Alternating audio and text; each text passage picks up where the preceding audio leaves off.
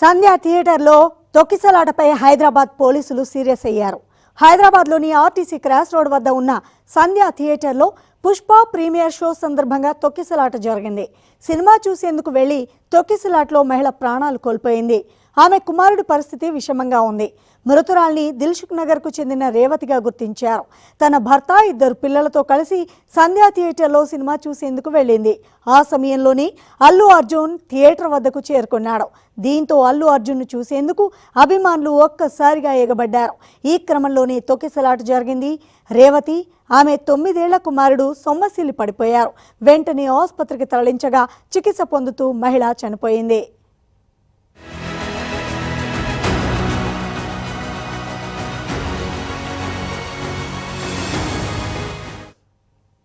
ఈ విషాద ఘటనకు థియేటర్ యాజమాన్యమే కారణమని పోలీసులు గుర్తించారు. దీంతో యాజమాన్యంపై కేసు నమోదు చేశారు చిక్కడపల్లి పోలీసులు. హీరో అల్లు అర్జున్ వస్తున్న సమయంలో సెక్యూరిటీ సరిగా లేకపోవడంతోనే తొక్కిసలాట జరిగిందని తేల్చారు.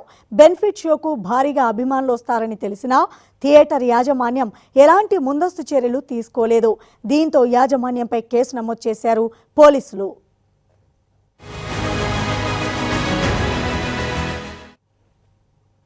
ఇదే అంశంపై మరిన్ని వివరాలు మా క్రైమ్ కరెస్పాండెంట్ దుర్గేష్ ఫోన్ లైన్లో అందిస్తారు. దుర్గేష్, అసలు అక్కడ ఏం జరిగింది?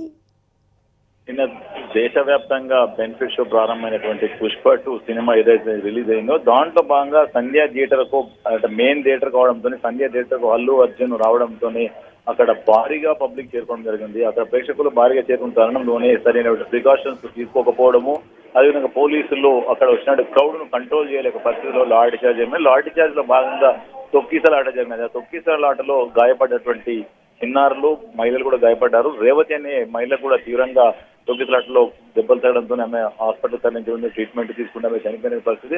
ఆమెకు చెందిన కొడుకు ఎవరైతే శ్రీతేజ్ అనే బాలుని కూడా తీవ్రంగా గాయాలకుండా హాస్పిటల్లో ట్రీట్మెంట్ అందిస్తున్న పరిస్థితి.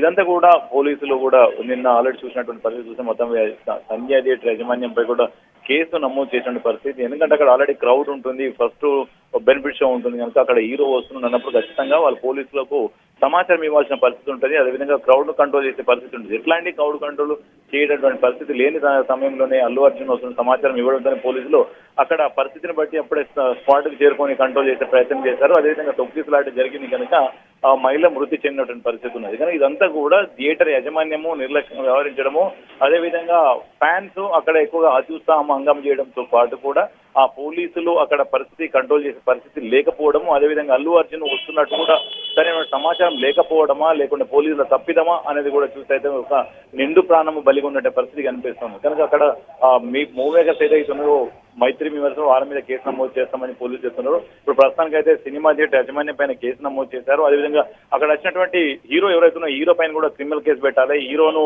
అరెస్ట్ చేయాలని చెప్పేసి బాధిత కుటుంబాలు చెప్తున్నారు. ఎందుకంటే ఆమె చనిపోవడానికి కారణమైనటువంటి హీరో ఎవరైతుందో హీరో వల్లనే ఆమె చనిపోయిందని చెప్తున్నారు. ఆ హీరో రాకపోయింటే మాత్రం తొక్కిసలాట జరగకపోయేదని చెప్తున్నారు. కనుక తనకు మీద యాక్షన్ తీసుకోవాలని చెప్పేసి కుటుంబ సభ్యులు చెప్తున్నారు. ఏదేమైనా కానీ ఈ యొక్క నిన్న జరిగినటువంటి ఘటన మాత్రము నెక్స్ట్ రోజు జరగదంటే ఖచ్చితంగా వీళ్ళపైన యాక్షన్ తీసుకోవాలని చెప్తున్నారు. ఎందుకంటే సినిమా హీరోలు చూడడానికి చాలా మంది ఎగబడుతుంటారు కనుక చిన్నపిల్లలు తీసుకొని చూడడానికి సినిమాలు చూసుకోవడానికి వచ్చినట్టు పరిస్థితుల్లో అక్కడ అటువంటి జరిగిన ఘటన చూస్తే మాత్రము అక్కడ దారుణమైన పరిస్థితి చెప్పుకోవచ్చు.